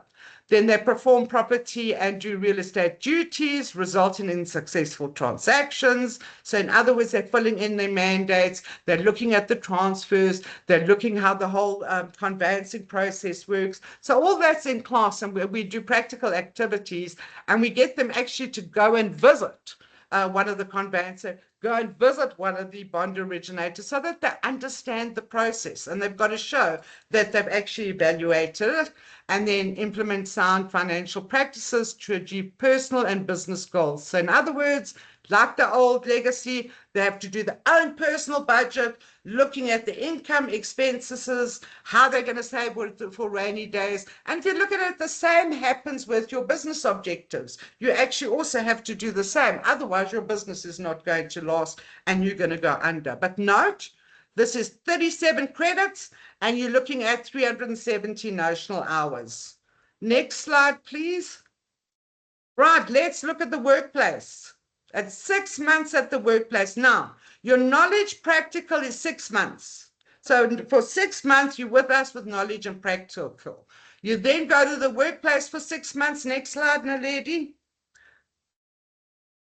Okay, within this workplace component, you've got 6 modules. Now note, 6 knowledge, 6 practical. So that's already 12 modules. Now you have the workplace, which is another 6 modules. You're talking 18 modules in total for this qualification. The candidate property practitioner needs to now work with the mentor, with the principal, and they need to evaluate your organization. But now, how do you submit evidence? You take photographs, you copy, you photostat, you attach it. You're going to be looking at procedures to identify the property and real estate environment and comply with the legislative and regulatory framework. So you would be looking at your organization's policies and procedures. You will basically be looking at the various mandates they have. Because remember, every agency is different. It's not a one-size-fits-all, but you need to work with your mentor and understand how your agency works. You then need to look at the processes and procedures for applying the code of conduct. Now, remember, the agency would have policies and procedures, but within that, they would have that you sign the code of conduct so that you understand the code of the PPRA code of conduct and also the ethical business principles. They want to know if you go drinking on the job, what is the disciplinary hearing process? What should you do? What shouldn't you do? And you've got to go and investigate it looking at the workplace. And remember, each workplace have different cultures. Some might have a Muslim culture. Some might have very Afrikaans. I also always say, if you're going to go and see a client, a Muslim client, make sure, ladies, you've covered your arms, you've covered your legs. Also, men, if you're going to go and see a Muslim household, they're going to ask you to take off your shoes. Make sure that your feet don't stink. Rather, you wear open shoes. So we try and explain to you that understanding with different cultures. And then also your procedures to build a brand reputation and develop your target market. Now, like I said, yeah, you're going to analyze your target market. You know, a lot of us just go out there, a lot of agents or brokers just go out there and sell, but they haven't researched the area. What is the average household income? What is the average age? Well, what is the going price in the area? Who's my target market? Where should I be focusing? Is it a higher LSM? Is it a lower LSM? So you're going to research your area, that what we call a farming area, and we ask the agency to give you one so that you can specifically focus and become successful and well known in that area. And then obviously the mentor is going to check, and you need to work with the mentor very, very closely. And we will also be checking that the mentor is working with you. I mean, I've had it where I've actually gone and seen a principal because they weren't working with the agent. Then practices to manage the property and real estate function. You are going to go out with a qualified mentor. The mentor must be a qualified agent.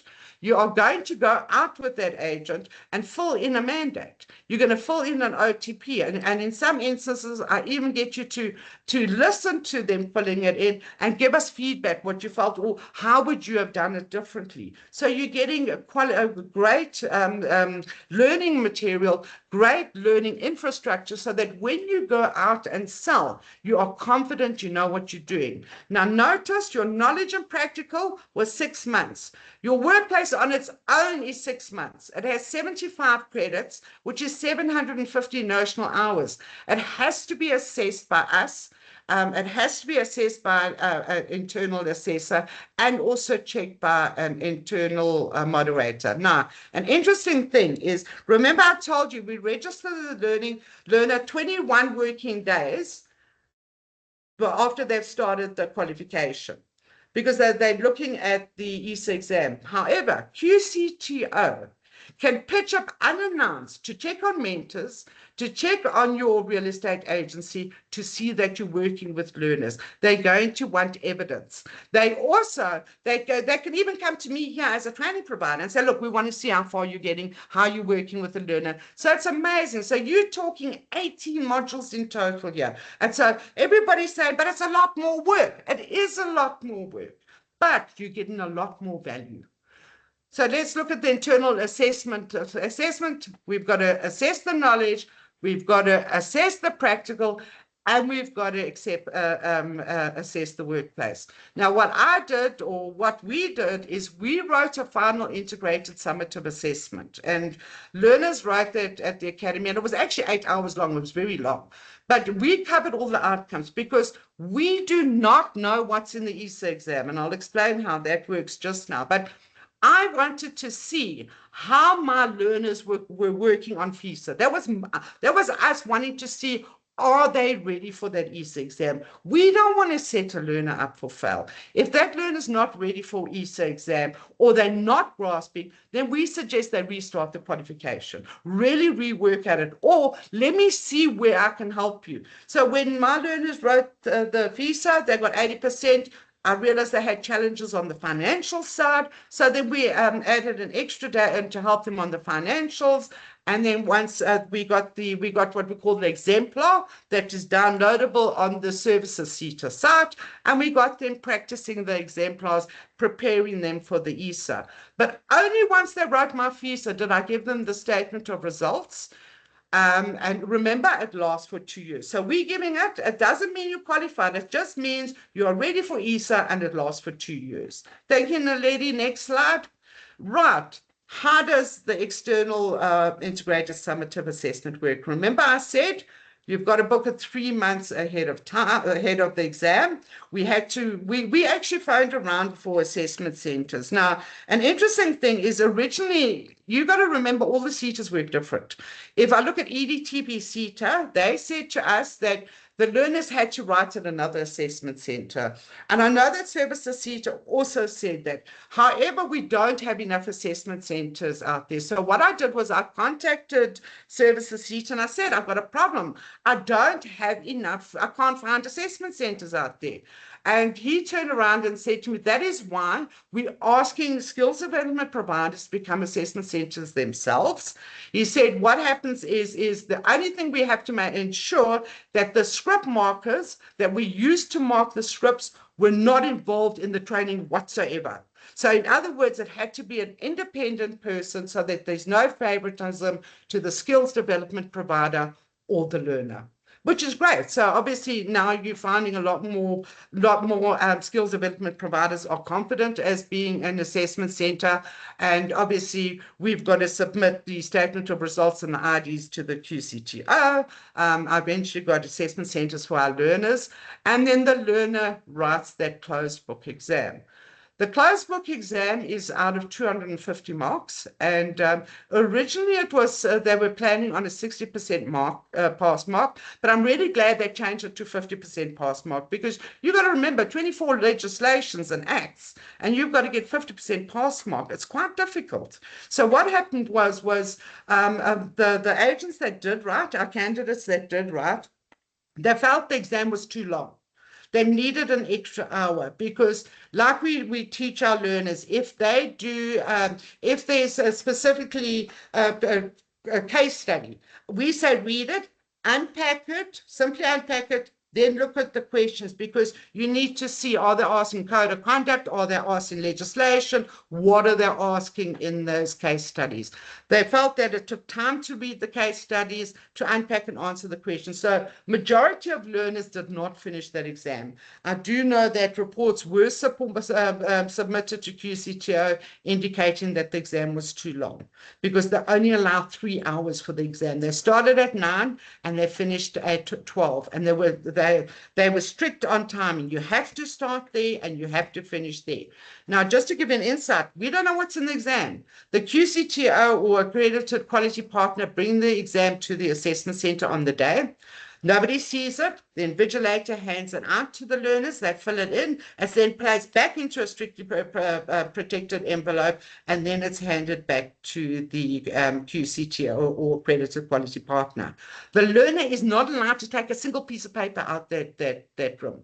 All they have is their pen and a calculator, but a very old-fashioned calculator. It mustn't have anything that they can copy. So that's how the new exam works. It's externally assessed. It's obviously marked by the script markers, and the QCTO supplies certification. So it's only QCTO that can give us that certificate, and then you pass the QCTO qualification. Next slide, please, Naledi. We're almost finished, guys. Right, obviously then you got to go and write your PDE4 exam, and now you qualified. So remember, with the ESA exam, they actually have 4 a year. They have set dates. QCTO published the dates, and Services CETA for the entire year, so that the skills development provider can plan on the various different dates. And then, as you know, the PDE4, they have 4 exams a year, so that you can also plan on when you're going to write the next one. Bearing in mind, you cannot write that exam unless you have the QCTO certificate, not that statement of results. There's massive confusion between the legacy statement of results and the new. The statement of results is from the skills development provider. It is not that you've passed. Only that certificate is that you've passed. Next slide, please, Naledi. Then obviously you know how the CPD points works. It's 12 CPD modules over a 3-year period, and you work directly with PPRA on that one. Let's go on to the next one. Right, my luck, 8 months into the new qualification last year, Services CETA extended the 59097. We all didn't know what to do. So what happened was the PPRA then said the workplace module of the new qualification, those 6 modules, now takes over from the logbook. So now an agent starts, they do the 6-month workplace component. Obviously, we assess that, we check it. When we assess, there's no credits bearing to it, but we check in that you're covering all the requirements of the workplace. Then you can go and do your legacy NQF4, but remember, you can only register up until the 1st of July 2026.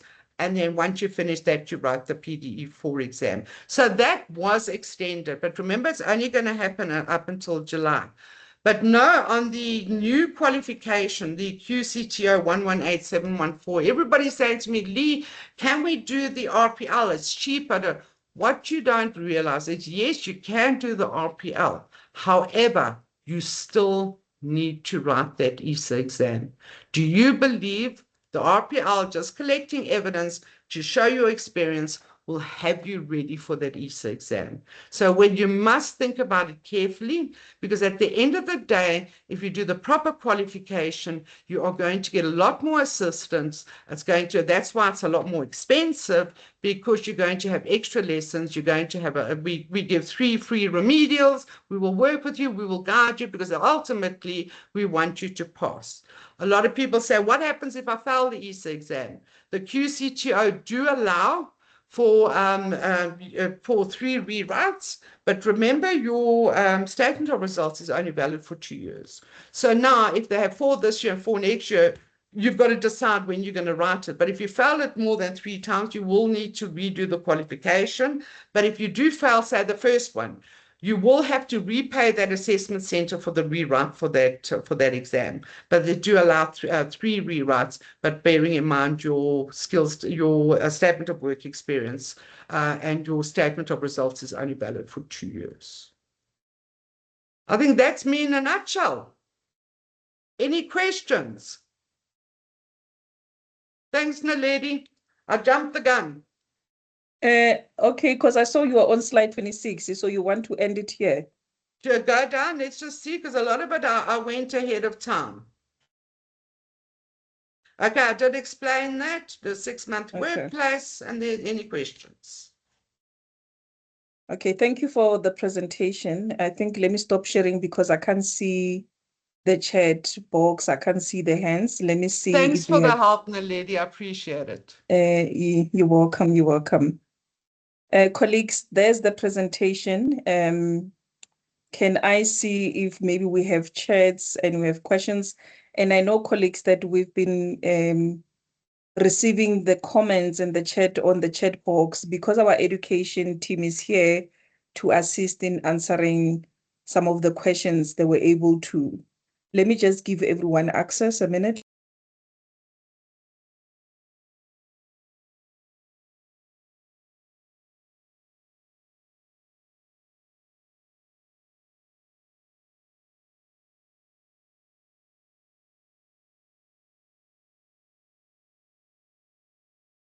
So then I saw there was another question that came from, it was on the chat, but I saw Jabi answered it, and regarding the National Learners Records Database, if you can search.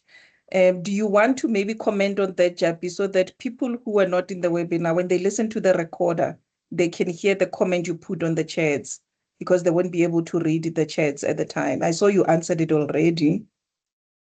Thanks, thanks, Naledi. It is that individuals do not have access to the NLRD, especially on learner records at this point. They do have access to the searchable database for qualifications, but we are working on a system that we will allow, and I'll speak about learners or individuals, but we do speak about learners, so that allow them to verify that the data is loaded, and that even that the designation data is loaded also on the NLRD. But currently is at no access. That has to do with the integrity of the system. But it, as I indicated, we are working in the process of getting it available to everybody, that they can verify what they need to verify. Thanks, Naledi. Thank you for that. A question for Lee. Bernice says, where can we check to see if we are registered as a learner by QCTO? You actually, what happens is with the QCTO, it doesn't automatically go on the National Learner Database. A schedule is given to the QCTO capture it, and they then supply it with the actual CETA. The way to find out is to find out which training provider you are with. And remember, you have to register in them within 21 working days of the training. So if you are registered with a training provider, check directly with them. Thank you. I have another one, Lee, while you're on the floor, from Tennyson. Do you still have to start with the logbook, or you go directly to NQF4? Okay, what happens is the logbook was only prior to 2024. You can start straight on the new occupational certificate real estate doing the knowledge, practical, and workplace, because remember, the workplace took over from the logbook. The workplace forms part of the new qualification, and then you write the ESA exam. However, there is also the option where you can do the workplace after. It all depends on when you got your FFC. If you got your FFC after the 1st of July 2024, you did the workplace, and then you did the legacy NQF4 and the PDE4 exam. But remember, this only lasts up until the 1st of July 2024. So you learners have a choice on which one you want to do, but this is only up until the 1st of July 2024. Prior to the 1st of July 2024, it was the logbook, if you got your FFC prior to that. I hope that answers your question. And maybe to also add on that, I saw our education's manager, Nomsa, also answered on that issue of a logbook. Colleagues, if you can refer to the chat, there is an explanation on that. I don't know if she would want to comment on that for record purposes, but I saw that she already responded to it. And Tanya, my email address is pinned at the top there by Nomsa. I'm sure you want to inquire on the next topics and maybe workshops and webinars. You can email me. And Tennyson, regarding the slides, yes, we're going to share the slides because we're going to pull an attendance register from this webinar. It will have all your email addresses and we'll share, but the recorder will put it on the PPRA TV. And Laura, it's only a comment to say thank you for the informative presentations. Maybe before we close, I see a hand from Jabi. Please come through. Thanks, Naledi. It's just that if anybody goes to the SACWA website and search for the occupational certificate real estate agent, it may show that the last date of registration 31 December 2025. SACWA and the QCTO is working on getting that extended. It is in their own policies state that all qualifications, all occupation certificates will end in 31 December 2012 to get it extended until 31 December 2027. That's the first thing. So don't, if you go there and you see that, oh, already reached the registration end date, don't worry about that. It will change. And the second thing, that the title of that qualification may also change. I know that Lee discussed it to say it's occupational certificate. It may change to national occupational certificate to be in line with the QCTO policy on qualification types. Thank you, Naledi. Thank you for that announcement. I think it's important, colleagues. It's going to change into national qualification. Let's take C. Weber. I see your hand. Please come through. You have access to the mic. Hi there. I was just wanting to find out, I have 2 degrees in architecture and I wrote to the PPRA at least a year and a half ago. I haven't heard back with regard to exemption on previous qualifications. Is that still applicable or has that been phased out now with this new system? I just wanted to check what the current situation is. Thank you for that question. I know you can be exempted from qualifications. I have Zama in the meeting. Do you want to take that one, Zama, regarding qualifications? She has 2 degrees. What is the process of exemption? Okay, she's not in the meeting. Nomsa, do you want to take that? Hi, Naledi, how are you? Hi, Zama, please come through. Sorry. Yes, I am in the meeting. I'm sorry, can you just repeat the question for me? She's inquiring, she has 2 degrees in architecture in one of them, and she's inquiring about the process of submitting for exemptions. Do we still have that process in the education Sorry, she has department? 2 degrees. Yes, can you hear us? Yes, I can hear you now. Please repeat for me. Sorry about that. I have 2 degrees in architecture, so I just wanted to find out now about the exemption process because I've been waiting a year and a half already with the PPRA. They haven't let me know if I've got exemption. I've sent all my documentation to them with the application at least a year and a half ago. I do apologize for that. Please, I will put our mailbox for our email address for exemptions.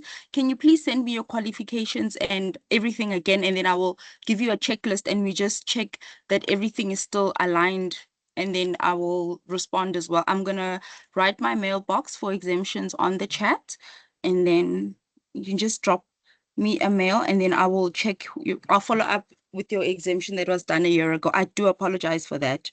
Yeah, there was a fee to be paid. I've paid the fee as well and I've heard nothing back, so yes, that is why I'm saying that I will drop my mailbox and then my email, sorry, on the chat box, and then you can just send me everything and then I will investigate and revert back to you.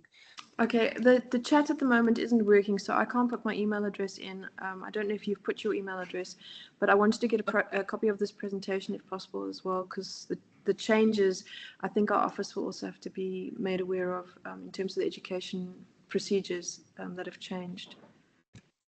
Okay, please put yours. I am putting mine. Okay, thank you for that. The chat is now active. Please try it again and try to type. Zama will put the email address.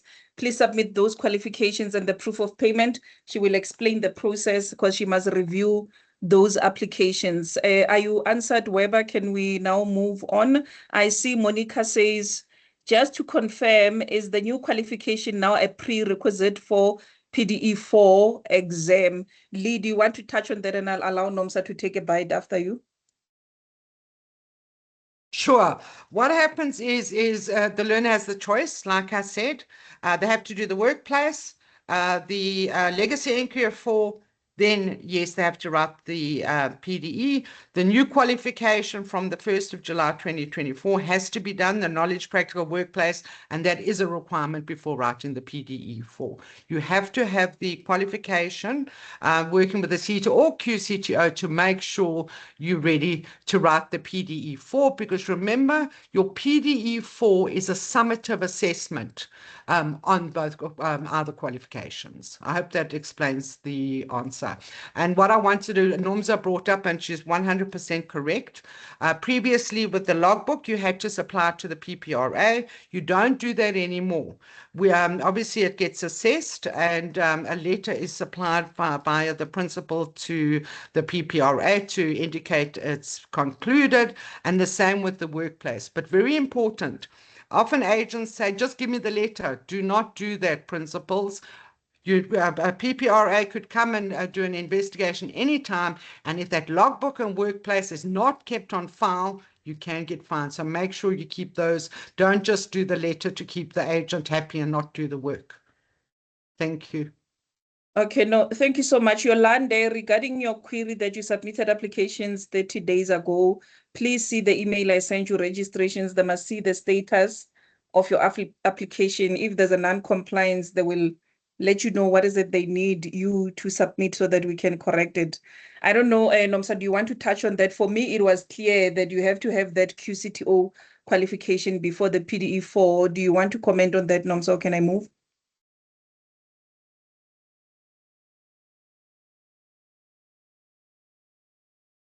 Okay, maybe Nomsa. Sorry, I'm here.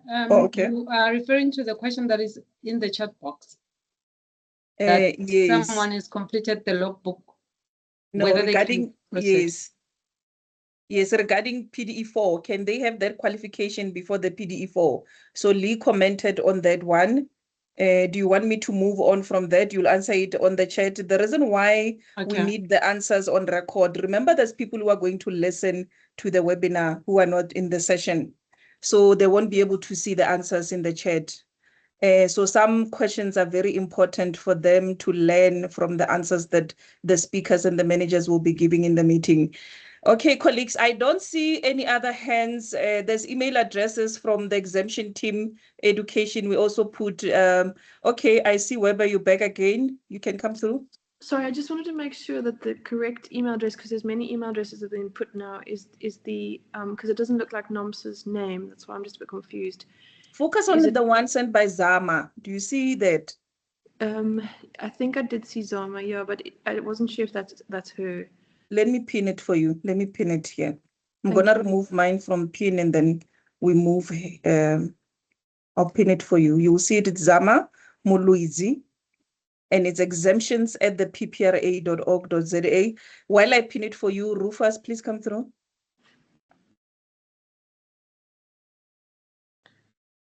Hi guys, how are you? Fine. Thanks for the webinar. I just wanted to comment on the, you guys said you will send us the webinars via, obviously via email.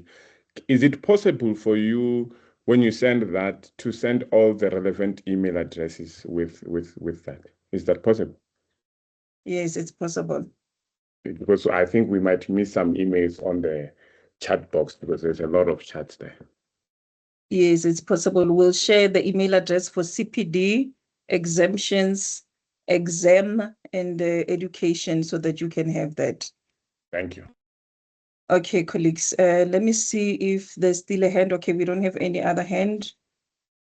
Okay, so thank you so much, especially to our speakers today. And I think one of the takeaways that we can take from today's session, we saw what JB was covering. There's another hand. Okay, let me not disadvantage you. Fire, come. Please unmute and ask your question. Faye. Going once, going twice. Please put your questions on the chat. We will answer it from them. And, I think, from the SAQA presentation, we saw that he covered, the SAQA ecosystem and, especially just touching on the professionalization of the space. And I think, what we took away from, okay, colleagues, I'm going to take the last hand so that we give you a chance. Because when we were taking questions, we said, please come through. Patla, maybe you remembered your questions now. Let's allow you. Before we Will close, there be CPD for today's teaching? Yes, today we're not doing CPD. I did put that comment on the chat that today it's education and awareness. It's not CPD. Tabang also put the comment regarding that for CPD questions, please email him, but we will also send you. So today you're not getting points.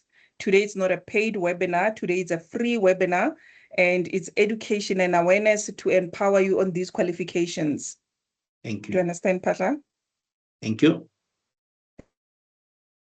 Thank you. Tabang, you'll be, he's going to send you an email and then you'll communicate with him on that one. And then, as I was saying, because of, he also touched JP on just being recognized for us, especially as PPRA, because we're trying to professionalize. You touched on the PPRE, MPRE, CPRE, and then also what Lee has covered. I think it was important on, that transition from CETA, from the legacy now, to what now we are trying to do with the new qualifications. And also, you spoke about the AISA exam and the challenges that you are having on the ground with exam centers. And I think if there's people who want to be SDPs in the meeting today, they can be in touch with you, Lee, and maybe they would need guidance on that. And thank you for touching on those three elements of the knowledge, the simulation on the job training, because I think part of the 6 modules that you covered, I think it's important for that one. And, as you were speaking, our guest speakers today, I got to realize that, the property industry is a real professional, industry, a real career, because of, I was looking at all of these modules from marketing and finance and code of conduct, and I can see that there's a lot of work, that the practitioners must undergo, and it must be taken serious, especially by them, and so that the consumers can also respect, the space, and also when they transact with them, they can be taken into confidence and see that they are really dealing with real professionals who know the industry and the experience they come with. And they will also assist us as PPRA to reduce some of the complaints that are coming in the adjudication department, regarding property practitioners on various misconducts.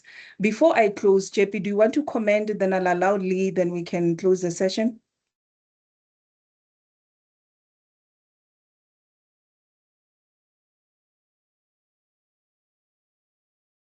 Lee, is there any remarks you want to make before we close regarding today?